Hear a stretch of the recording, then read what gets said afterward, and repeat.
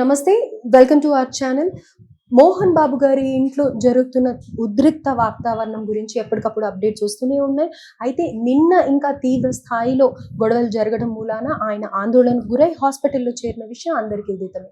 అయితే ఈ విషయాలన్నీ పక్కన పెడితే విష్ణు గారు ఎలా స్పందించారు, మీడియా ముందర ప్రెస్ మీట్ పెట్టారు. ఇంకొకటి మనోజ్ కూడా తన పాప గురించి ఇంటి దగ్గరికి వెళ్ళి అరుస్తూ తన పాప తనకు కావాలి అనుకుంటూ మాట్లాడారు. ఇవన్నీ విషయాలు మాట్లాడదాం. ప్రస్తుతం మనతో పాటు సోషల్ యాక్టివిస్ట్ కృష్ణకుమారి గారు ఉన్నారు. నమస్తే ma'am. Ma'am, so Mohan Babu గారు హాస్పిటలైజ్ అయ్యారు, ఆందోళనకి గురయ్యారు అన్న విషయం అందరికీ తెలిసిన విషయం. ప్రస్తుతం ఆయన పరిస్థితి ఎలా ఉంది, అలాగే నేను చెప్పినట్టుగా విష్ణు గారు కూడా ప్రెస్ మీట్ పెట్టారు. పాప గురించి కూడా ఆందోళన చేస్తున్నారు మనోజ్ గారు. ఇవన్నీ కలిపి ఒక్కసారి పూర్తి వివరాలు తెలియజేయండి. మోహన్ బాబు హాస్పిటల్లో జాయిన్ అయ్యారు.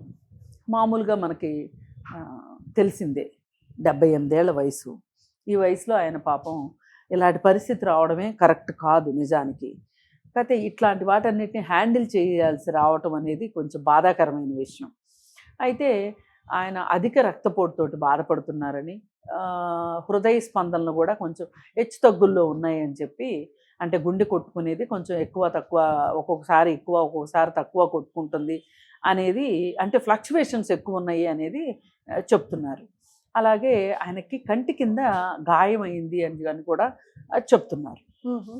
గాయం ఉంది అంటే చాలా ప్రమాదకరమైన స్థాయిలో లేదు, మామూలుగా గాయం ఉంది అని చెప్తున్నారు. పైగా ఆయన ఆందోళనతోటి హాస్పిటల్లో చేరారు అని చెప్తున్నారు. మరి ఈ పరిస్థితులన్నిటి వల్ల ఆయన కొంచెం ఎక్కువ ఒత్తిడి, స్ట్రెస్కి గురయ్యి, కాస్త ఎంత 6 అడుగుల మనిషి అయినా సరే, ఒకప్పుడు కింగ్ లాగా బతికిన మనిషి ఇవాళ ఇలా నేను ఒక రిపోర్టర్ని కొట్టానే, అన్నీ ఉంటాయి, అన్నీ మిళితమై ఉంటాయి దీంట్లో.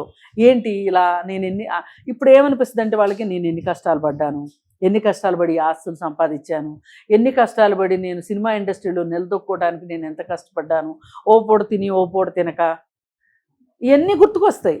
నేను ఈ పిల్లల్ని ఎలా పెంచాను. మంచే మన గురించి మాట్లాడుకునేప్పుడు మనం ఎప్పుడు మంచే మాట్లాడుకుంటాం, మంచి ఆలోచించుకుంటాం. మనం చేసిన తప్పు గురించి ఎప్పుడు మనం పొరపాటు మనకు అసలు అర్థం కాదు, అర్థమైన ఒప్పుకోవడానికి మన మనసు ఒప్పుకోదు. ఇది ఎవరికైనా సర్వసాధారణం. ఒక మనిషి అనేవాడు ఎప్పుడు కూడా తన స్కిన్ని తను కాపాడుకోవాలనుకుంటాడు. అయితే ఈ పరిస్థితుల్లో ఈయన వీటన్నిటికీ కాస్త భయాందోళనకు గురయ్యి హాస్పిటల్లో జాయిన్ అవ్వటం జరిగింది. ఏది ఏమైనా ఆయన త్వరగా కోలుకోవాలని కోరుకుందాము. పైగా ఈ పరిస్థితులన్నీ కూడా చక్కబడితేనే ఆయన కోలుకుంటారనిపిస్తుంది. ఈ పరిస్థితుల వల్లే కదా ఇదంతా జరిగింది. ఈ పరిస్థితులు కామ్ అవ్వాలి అంటే, ఈ పరిస్థితులు ఒక కొలిక్కి రావాలి అంటే, ఇక్కడ మనోజ్ సహకారం ఎంత అవసరమో విష్ణు సహకారం కూడా అంతే అవసరం. ఎలా అంటే ఇప్పుడు ఏమంటున్నాడు తను, మనోజ్ ఇలా చేస్తాడని అనుకోలేదు, మనోజ్ చేసిన దానికి మా నాన్న కాబట్టి ఈ మాత్రం ఊరుకున్నారు అంటే ఏం చేయాలని, ఇంకా ఏం చేయాలని, ఇంతకంటే ఆ రెచ్చగొట్టే ధోరణే కరెక్ట్ కాదు. ఇప్పుడు ఇది మనకే ఇది రెచ్చగొట్టినట్టుగా కనిపిస్తుంది, మనోజ్కి ఇంకెంత అనిపిస్తుంది. అందుకని ఇక్కడ మనోజ్ పాత్ర చాలా ఇంపార్టెంట్. మనోజు పాత్ర ఎంత ఇంపార్టెంటో అంతకు డబలు విష్ణు పాత్ర కూడా అంతే ఇంపార్టెంట్. అయితేనే మోహన్ బాబు ఆరోగ్యం కుదుట పడుతుంది.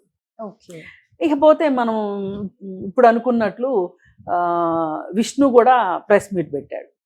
ప్రెస్ మీట్ పెట్టి ఏం చెప్పాడు, ప్రతి ఇంట్లో ఉంటాయి ఇలాంటి గొడవలు, మరి ప్రతి ఇంట్లోనూ గొడవలు ఉన్నట్లే మా ఇంట్లో కూడా ఉన్నాయి, దాన్ని మీరు ఎందుకు ఇంత భూతద్దంలో చూస్తున్నారు, ఎందుకు ఆసక్తి మీకు, ఇలా ఇలా ఇలా ఇలా సాగి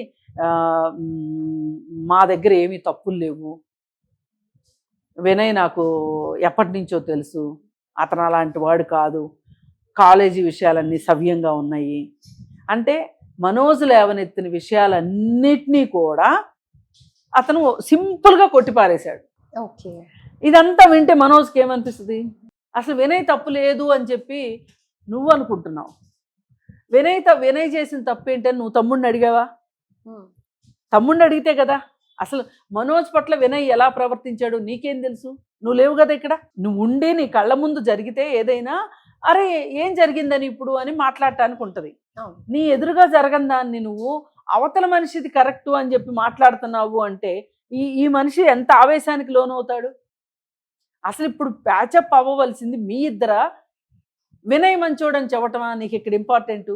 ఇక్కడే మనకు అర్థమైపోతుంది విష్ణు మనస్తత్వం ఎలా ఉంటుందో. అతను పెద్ద గ్యాస్ లైటింగ్ చేస్తాడనేది అర్థం అవుతుంది. రెండో వాళ్ళని రెచ్చగొడతాడు, అగ్నికి ఆజ్యం పోస్తాడు అనేది అర్థం తన తండ్రిని ప్రొటెక్ట్ చేస్తున్నాను అని అంటున్నాడు. అందరూ మీడియాలో కూడా అదే చెప్తున్నాడు. ప్రొటెక్టింగ్ లోనే డిఫెన్స్ మోడ్ లోకి వెళ్ళిపోయి ఇలాంటివన్నీ ఇలాంటివి మాట్లాడుతున్నాడు. ఓకే. ఇప్పుడు మనోజు మీ ఇద్దరికంటే చిన్నోడు కదా, మీ నాన్నకంటే నువ్వు చిన్నోడివి, నీకంటే మనోజ్ చిన్నోడు కదా. అసలు ఏం జరిగిందో ఏంటో మేము కూర్చుని మాట్లాడుకుంటాము, మాట్లాడిన తర్వాత నేను ఏదైనా మీడియాకి చెప్తాను అని ఉంటే అందంగా ఉండేది.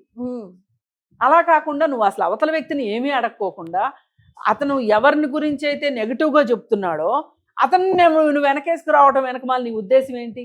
అసలు వినయ్ అనే వ్యక్తి ఇంపార్టెంటా మీకు? నీకు తమ్ముడు ఇంపార్టెంటా? మీరు ఏమంటారంటే వాళ్ళిద్దరు ఫస్ట్ కూర్చొని డిస్కస్ చేయాలి అని అంటారు. అసలు మీరు మాట్లాడుకుంటేనే కదా వినయ్ మనోజ్ పట్ల ఎట్లా బిహేవ్ చేశాడు, అసలు మోహన్ బాబుకి వినయ్ ఏం చెప్తున్నాడు మనోజ్ గురించి, మనోజు వినయ్ గురించి ఏం చెప్తే రియాక్షన్స్ వచ్చినాయి ఆ విధంగా అనేది ఇక్కడ ఇంపార్టెంట్. అవును.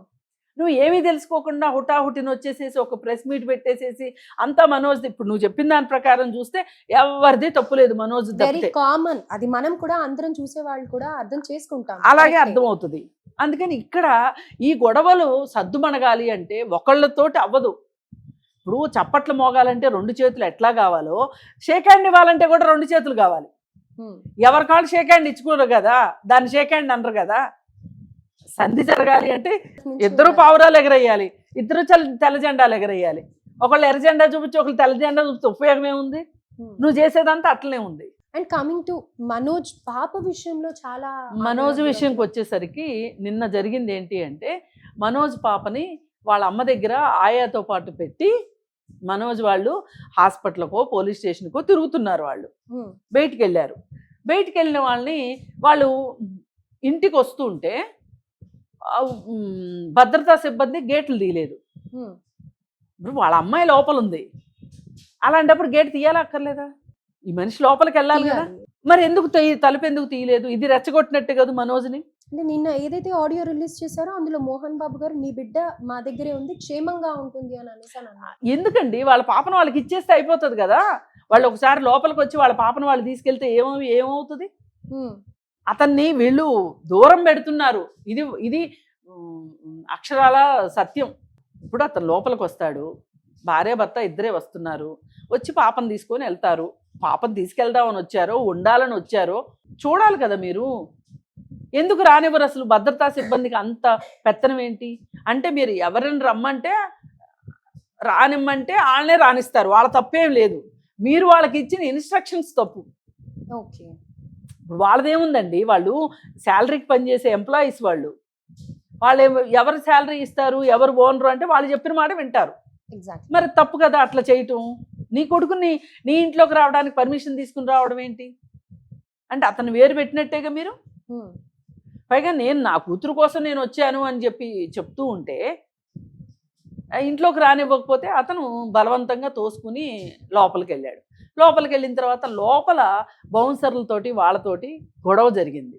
గొడవ జరిగితే మనోజ్ బట్టలు కూడా చిరిగిపోయినాయి బయటకు వచ్చేటప్పటికి. మరి ఎవరు కొట్టారనుకోవాలి? ఇంట్లో మోహన్ బాబు కొట్టాడు అనుకోవాలా, లేదు భద్రతా సిబ్బంది కొట్టారనుకోవాలా, రౌడీలు లాంటి బౌన్సర్లు కొట్టారనుకోవాలా, ఎవరు కొట్టారనుకోవాలి? ఇది బాధాకరమైన విషయం మనోజుకి సంబంధించి. ఇట్లాగే లాక్కుంటూ పీక్కుంటూ వెళ్తే ఎప్పటికీ ఈ సమస్యకు పరిష్కారం దొరకాలి? సమస్యలు ఇలా అయితే పరిష్కారం కావు.